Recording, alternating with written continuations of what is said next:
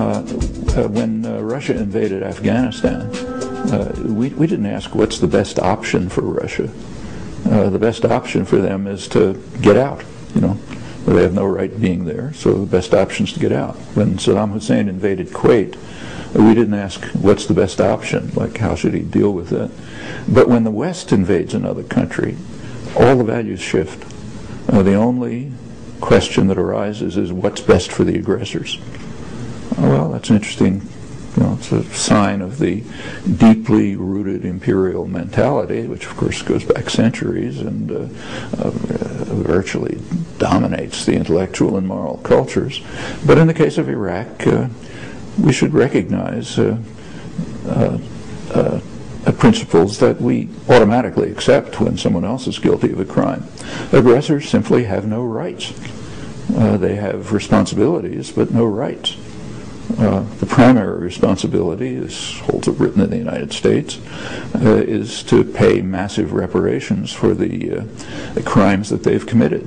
That includes the invasion, of course. It includes the murderous sanctions regime. The directors of the UN Oil for Food program, distinguished international diplomats, both resigned because they regarded it as genocidal.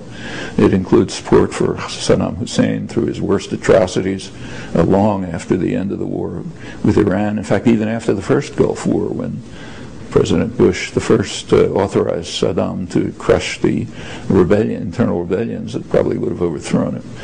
Well, massive reparations are certainly called for. Second responsibility is to hold the guilty accountable. And the third responsibility is to pay attention to the voices of the victims. And we have a pretty good sense of what they are. It doesn't enter into debate. So if you look at the presidential debates or the discussion of the options, one voice is missing: Iraqis. And it's not that the voice is not heard. The Pentagon in December released its latest study of focus groups all around Iraq. And it presented its report as an optimistic report. It said there's good news. Iraqis have shared beliefs. So there's hope for reconciliation, contrary to what is said by people who think that the sectarian violence is out of control. And look down and see what the shared beliefs are.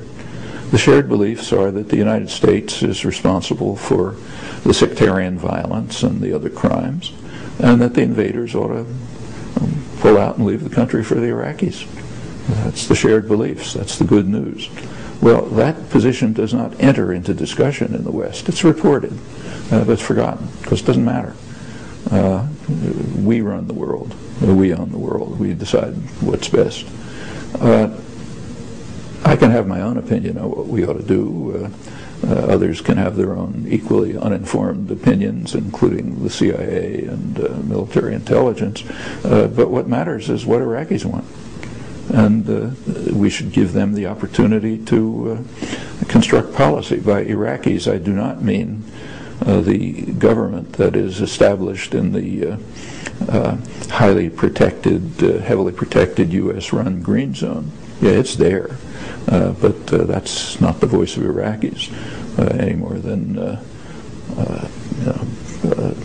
the government that the Russians were protecting in Kabul in the 1980s was the voice of Afghans. So those are the responsibilities. From then on, we have to follow those obligations. I don't think there's any good solution for Iraq at this point. The United States has... It's kind of interesting to see that although Americans and Europeans do not accept the principles that they profess, Iraqis do. When Iraqis attribute responsibility to the invaders for the murderous sectarian violence, they're simply following the principles of the Nuremberg Tribunal. The Nuremberg Tribunal quite explicitly defined aggression in terms which, of course, trivially apply to the U.S.-British invasion of Iraq, and went on to say that aggression is the supreme international crime, differing from other war crimes, in that it encompasses all of the evil that follows. Well, in the case of Iraq, that means it encompasses the sectarian, murderous sectarian warfare, the ethnic cleansing, and so on. And Iraqis accept that. They accept the Nuremberg principles, as the Pentagon study shows, Americans and Europeans don't accept that. We don't accept that we, the aggressors, are responsible for all the evil that follows. And that, again, is a reflection of the imperial mentality. We can profess principles, but they only apply to others, not to us. We should live up to those principles. I should mention, finally, that the chief prosecutor at Nuremberg, Justice Robert Jackson, American prosecutor, had some eloquent words that he addressed to the tribunal. He said, we are handing, this of course is the tribunal that tried the worst Nazi war criminals. It said, we are handing these defendants a poisoned chalice, and if we sip from it, if we are ever guilty of similar crimes, we must accept the same judgment, or else we are declaring the trial to be a farce. Well, European and American opinion tacitly is that the trials were a farce. It's not the first time. Iraqis maybe probably don't know it, but they in fact are accepting the Nuremberg principles. We should think about the possibility of living up to our own professed ideals, which means applying them to ourselves. It could be a very different world if we did that. The same would be true about, let's take the next. With regard to Iraq, Iraqis and knowledgeable correspondents, like, say, Nir Rosen, who's followed it very closely from the beginning, they often describe the American-British invasion as comparable to the Mongol invasions of the 13th century.